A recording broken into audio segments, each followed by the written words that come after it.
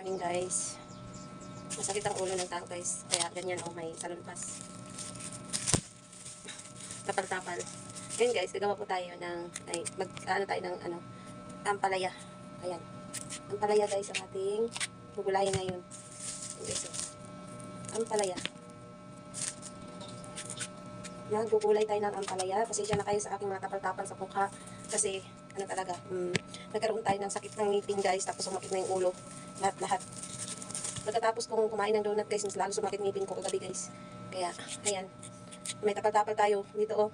Ayan, nilagyan ko po ito talaga kagabi ng salonpas para hindi siya sasakit kasi ang sakit talaga ng ngipin ko. Ayan, tapos ulo, nagkukunik kasi siya sa ulo. Kaya ayan guys. Pasensya na kayo sa akin. Ayan guys, dahil wala tayong ulam ito. Lagyan natin ng itlog. Nilagyan po natin siya ng itlog.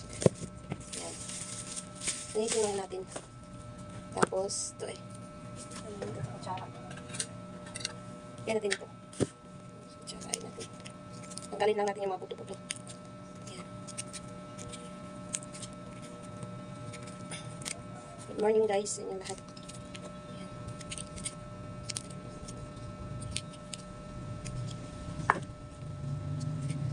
Ito po yung ulamin natin ngayon.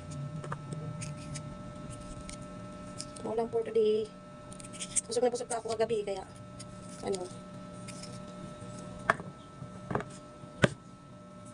busog na busog pa ako kagabi, ang dami ko nakain.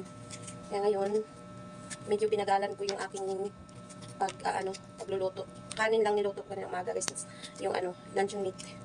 Para may baon yung anak ko. Yan, may baon siya. Ng kanin. Saka ulam. Kasi holiday sila. Yan, everyday siya nagbabaon. Babaon. Kaya pinabaunan ko na lang.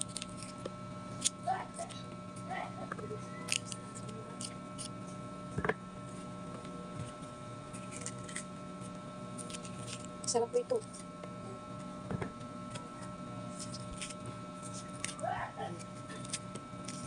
Tanggalin na natin yung mga gitna.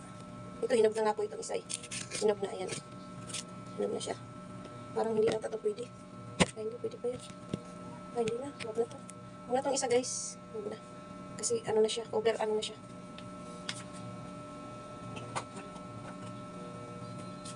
Huwag na yung isa. Ngayon, nag-iwa-hiwa na tayo ng ating Jenifer, pabutan mo ako ng tataran. Ito lang guys. 3 lang. Kasi yung isa hindi na pwede. Masyado na siyang hinog. Bawal na yun. Sige na, Jenifer, bigyan mo ako ng tataran. Wala pa itong 1/4 to eh. Tataran. Ayan guys. Mag-hiwa-hiwa po tayo ng ampalaya.